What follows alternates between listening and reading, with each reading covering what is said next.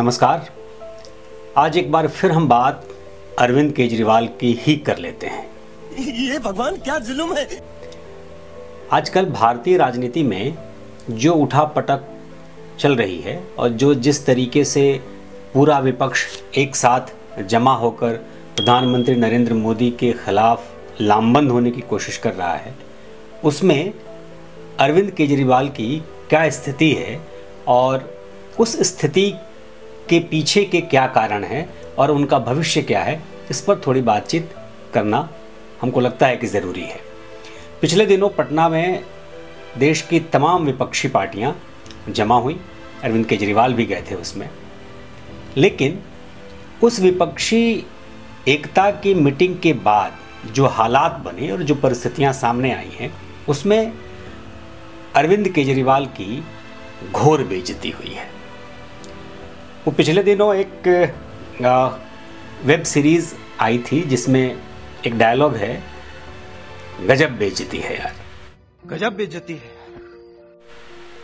और उसके इतने मीम बने कि वो डायलॉग एक तरीके से हिंदुस्तान में हर किसी के ज़बान पर वो आ गया और जब भी किसी की कहीं तौहीन होती है तो उसका इस्तेमाल होता है। और उसके इस्तेमाल का स्तर अब इतना आगे बढ़ गया कि मीडिया भी उसी डायलॉग के साथ अरविंद केजरीवाल की कहानी कहना शुरू किया। मैं भी जिक्र इसीलिए कर रहा हूँ। और ये बेइज्जती हुई कैसे है और इस बेइज्जती के पीछे के कारण क्या है और किया किसने है। तो दरअसल क्या है कि अगर हम पूरे 10 सालों में अरविंद केजरीवाल की राजनीति का जब आकलन करते हैं तो लगता है कि इस पूरी बेइज्जती के सूत्रधार वो खुद हैं। उनकी जितनी भी बेइज्जती होती है वो उसके लिए किसी और की ज़रूरत नहीं है, मतलब वो खुद ही बेइज्जत होना चाहते हैं तभी वो ऐसी हरकतें करते हैं, इसलिए किसी और को दोष देना ठीक नहीं है। हालांकि राजनीति में जो हिंसा है उसका मैं हमेशा प्रतिरोध करता हूं और मैं नहीं चाहता या कोई भी व्यक्ति नहीं चाहेगा कि राजनीतिक बातों में कहीं भी हिंसक हुआ जाए। लेकिन अरविंद केजरीवाल के साथ वैसा भी हुआ, वैसे भी हादसे हुए हैं। लेकिन इस बार का मामला थोड़ा संगीन है।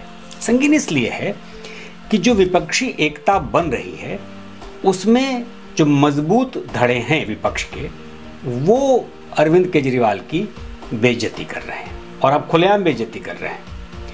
और होता है ना कि आप किसी की बेइज्जती कर दीजिए, 4 लोग मिलके किसी की बेइज्जती करते हैं, उसमें से एक आदमी थोड़ा सहलाता भी है कि अरे नहीं कोई बात नहीं, कोई बात नहीं, आप हमारे साथ रहिए, आपका हम ख्याल रखेंगे।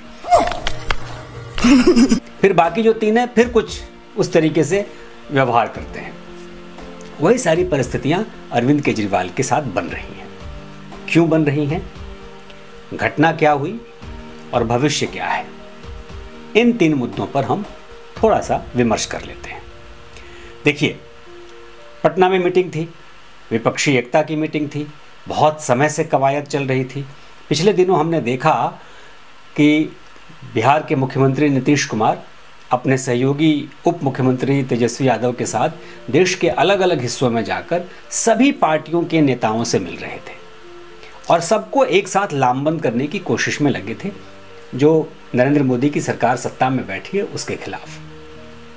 कई लोग साथ आए, कई लोगों ने अच्छे संबंध का हवाला दिया लेकिन साथ आने से गुरेज किया, जिसमें नवीन पटनायक हैं, जिसमें केसीआर हैं। हालांकि पिछले लोकसभा चुनाव से पहले केसीआर वहाँ से तेलंगाना से उठकर पटना आ गए थे, पटना में आकर के प्रेस कॉन्फ्रेंस की थी और विपक्षी एकता की बात की थी।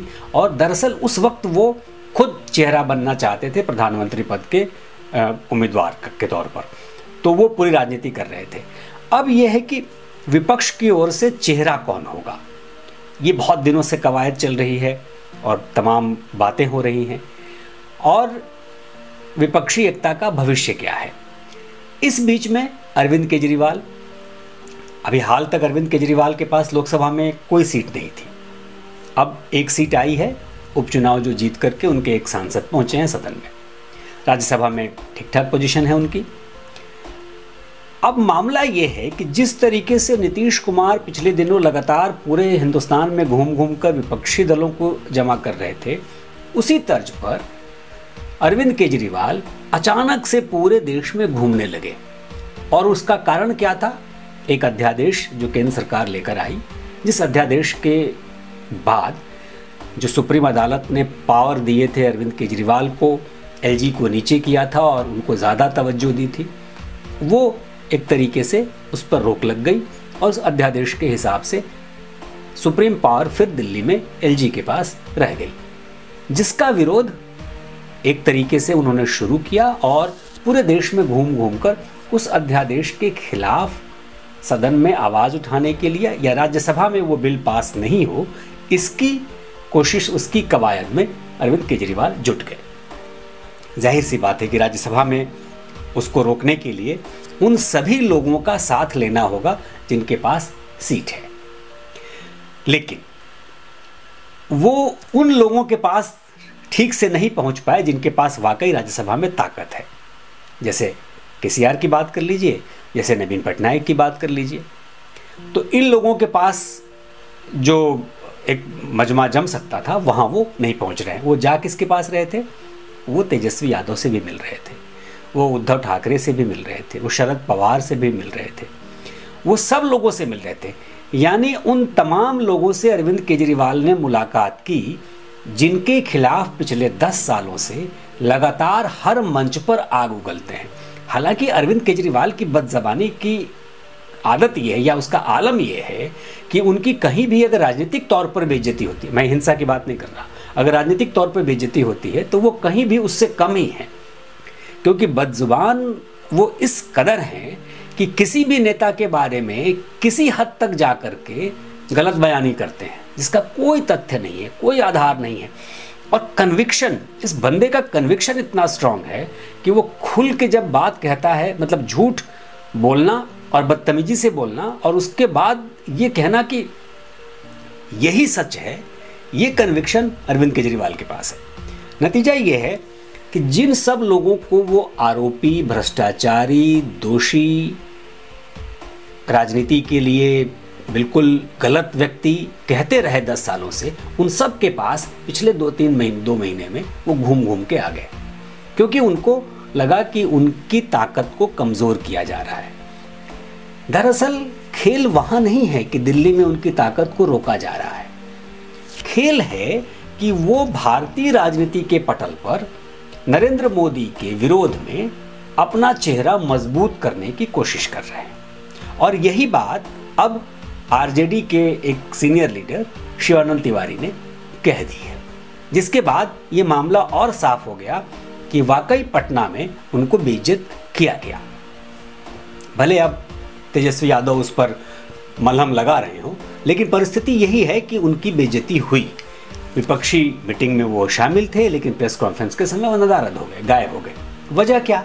वजह ये थी कि उस मीटिंग से ठीक पहले उन्होंने एक पत्र लिखा इन सारे नेताओं को और कहा कि इस मीटिंग की शुरुआत इसी बात से हो कि जो अध्यादेश केंद्र सरकार लेकर आ रही है दिल्ली के मामले में, उसका विरोध करना है।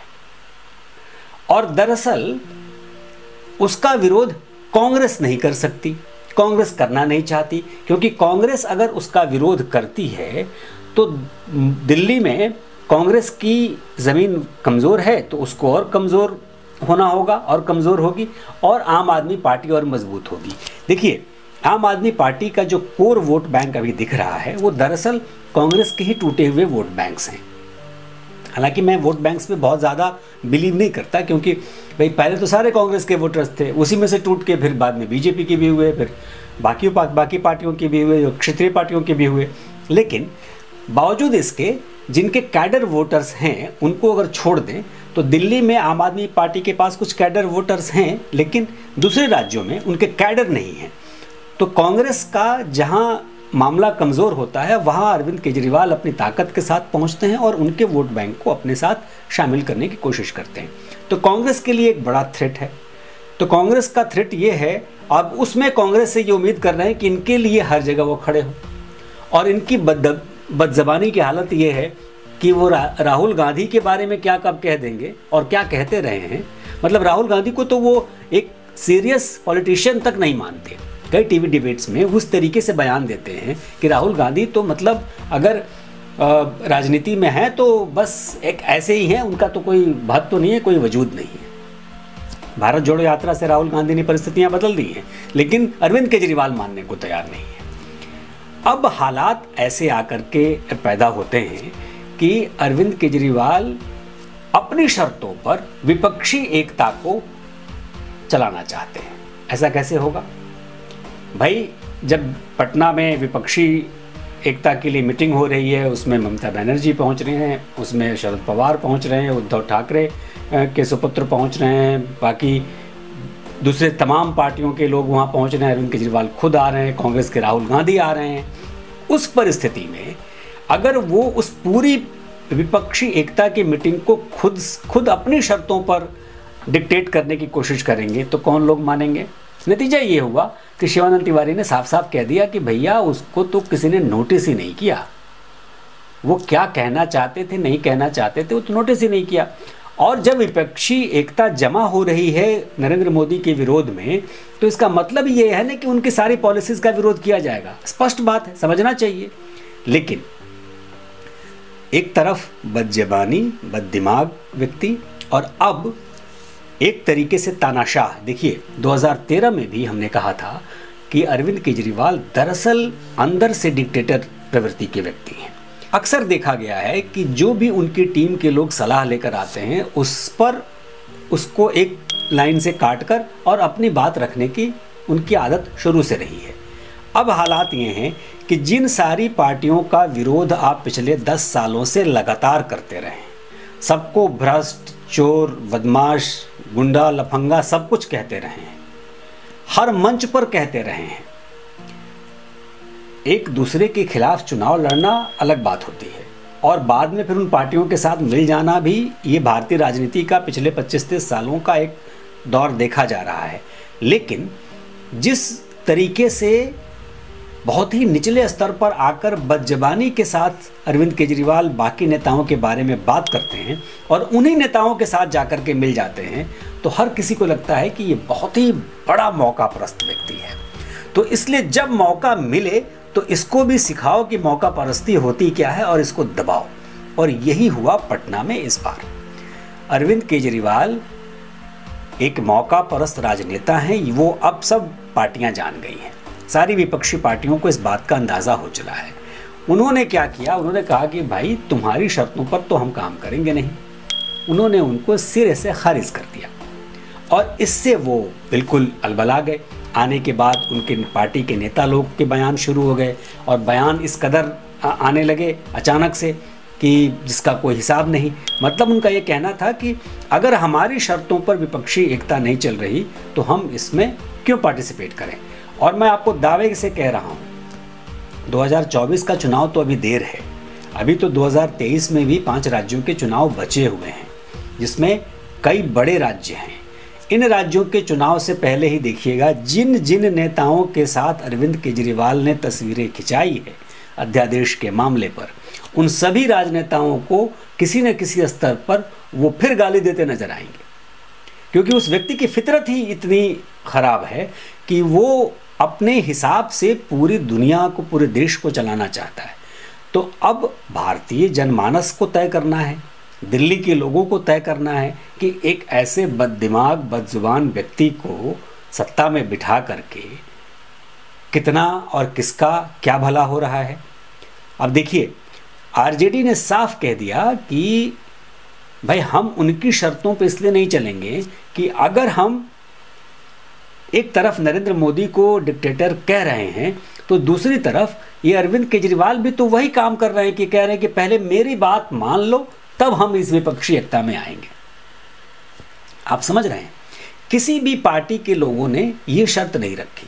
नीतीश कुमार घूम घूम के सबसे मिले। नीतीश कुमार ने कहा कि बिना राहुल गांधी के विपक्षी एकता का कोई मतलब नहीं है, यानी बिना कांग्रेस के विपक्षी एकता का कोई मतलब नहीं है। राहुल गांधी अमेरिका में थे, वो लौट के आएंगे तो बात होगी। बात सलीके से हुई और जिन लोगों ने मना कर दिया, जिनके पास गए और उन्होंने मना कर दिया, वो नहीं आए। लेकिन जो लोग जमा हुए उन्होंने पहले कोई शर्त नहीं रखी, अब वो शर्तें रखेंगे। जैसा कि अब फार्मूला निकालने की कोशिश की जा रही है कि आप इन सब राज्यों में मत लड़िए। जो फार्मूला निकल के आ रहा है उसके हिसाब से अगर होगा तो कांग्रेस बमुश्किल 200 सवा 200 सीटों पर ही लड़ पाएगी।